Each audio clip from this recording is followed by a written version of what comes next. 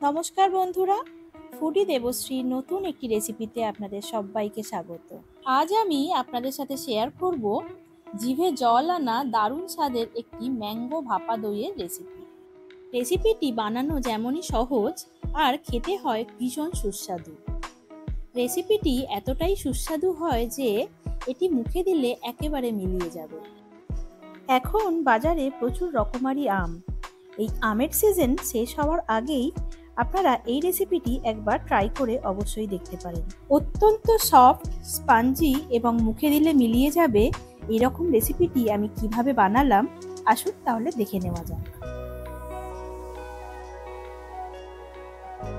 রেসিপিটি বানানোর জন্য আমি এখানে নিয়ে নিয়েছি একটি কাঁচের বোল। তার মধ্যে আমি একটি স্ট্রেনার বসিয়ে রেখেছি একটা কটন কাপড়। আর এর মধ্যে আমি এবার দিয়ে দেব বাড়িতে পাতা টক দই। আমি এখানে 1 কেজি মতো টক দইয়ের ব্যবহার করেছি। আপনারা বাজার থেকে কিনে নিয়ে এসেও এই টক দইয়ের ব্যবহার করতে পারেন।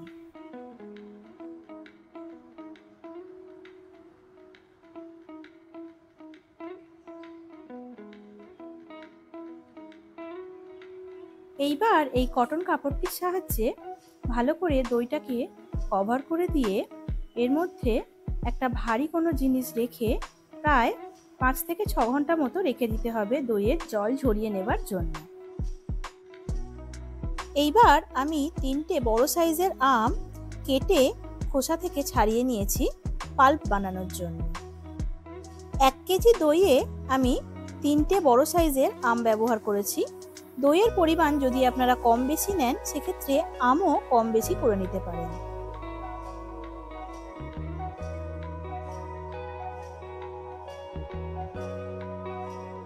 এইবার কেটে রাখা আম আমি মিক্সার জারের মধ্যে নিয়ে এর পাল্প আমি তৈরি করে নেব।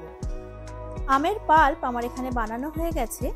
এবার এটিকে সাইডে রেখে নিয়ে নেব জল ঝরানো দইটি।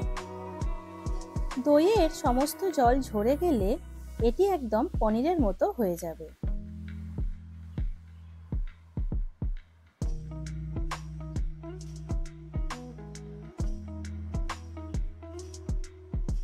দই থেকে যে জলটা বেরোবে এই জলটা আপনারা না ফেলে এটা সরাসরিও আপনারা খেতে পারেন, আবার আটা ময়দা মাখার ক্ষেত্রেও এই জলটা ব্যবহার করে নিতে পারেন।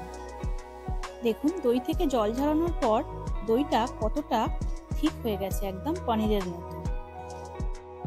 এই রেসিপিটি বানানোর জন্য আমাদের এইরকমই হাঙ্কার দরকার। এইবার এর মধ্যে আমি দিয়ে দেব আগের থেকে বানিয়ে রাখা ম্যাঙ্গো পাল্প, দিয়ে দেব 2 চামচ মতো কনডেন্স মিল্ক। কনডেন্স মিল্ক দেওয়াটা সম্পূর্ণরূপে নির্ভর করে আম কতটা মিষ্টি তার উপর। আম যদি বেশি মিষ্টি হয় তাহলে কনডেন্স মিল্কের ব্যবহার আপনারা কম বেশি করতেই পারেন।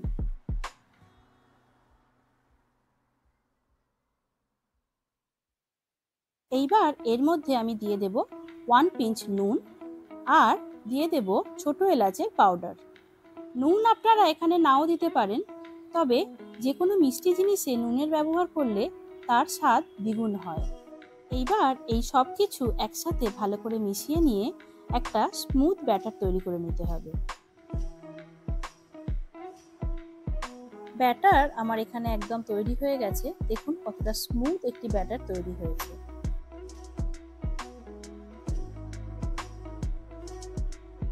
এইবার একটি পাত্রের মধ্যে আমি সম্পূর্ণ ব্যাটারটি ট্রান্সফার করে নেব।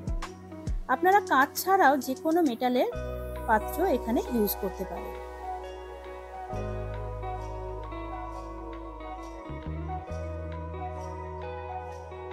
একটি কড়াই নিয়ে নিয়েছি, এর মধ্যে আমি নিয়ে নেব বেশ কিছুটা পরিমাণ জল। এইবার এর মধ্যে আমি একটা স্ট্যান্ড বসিয়ে দেব। এইবার আমি এর মধ্যে দইয়ের পুরো মিশ্রণটা বসিয়ে দেব। অতি অবশ্যই এর মধ্যে একটা ঢাকা দিয়ে দিতে হবে। ঢাকা না দিলে স্টিম হওয়ার সময় সমস্ত স্টিম এটির মধ্যে পড়ে যাবে। আপনারা এই রকম ঢাকার পরিবর্তে ফয়েল পেপার দিয়েও এটাকে মুড়িয়ে নিতে পারেন। এরপর এর ওপর আমি একটা ঢাকা দিয়ে দেব। গ্যাসের ফ্লেম মিডিয়াম টু হাইতে রেখে এটিকে প্রায় 25 থেকে 30 মিনিট মতো ভাপিয়ে নিতে হবে। 30 মিনিট পর গ্যাসের ফ্লেম একদম বন্ধ করে দিয়ে আমি এবার এটাকে চেক করে দেখে নেব। এই মুহূর্তে এটি খুবই গরম অবস্থায় আছে, তাই এটিকে এইরকমভাবেই আরও 5 মিনিটের জন্য আমি ছেড়ে দেব। 5 মিনিট পর আমি ঢাকা খুলে এটিকে চেক করে নেব এটি কীরকম তৈরি হয়েছে। হাতের সাহায্যে চেক করে নেব এটি বেশ শক্ত হয়ে গেছে, তবে এটি এখনও খুবই গরম অবস্থায় আছে, আপনারা দেখতেই পাচ্ছেন। তাই এটিকে আস্তে আস্তে আমি বের করে ঠান্ডা হতে দেব এবং এটিকে সেট হওয়ার জন্য 2 ঘন্টা মতো ফ্রিজে রেখে দেব।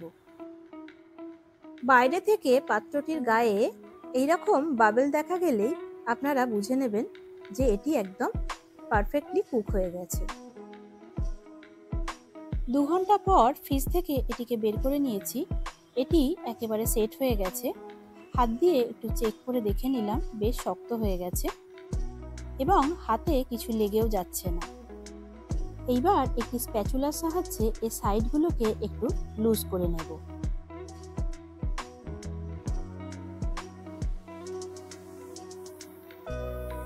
এর উপরে একটি প্লেট রেখে এটিকে উল্টো করে ট্রান্সফার করে নেব। দেখুন এটা কতটা সহজেই এ থেকে ট্রান্সফার হয়ে গেছে। এইবার কুচি করে কেটে রাখা আম দিয়ে এটিকে আমি একটু গার্নিশ করে নেব।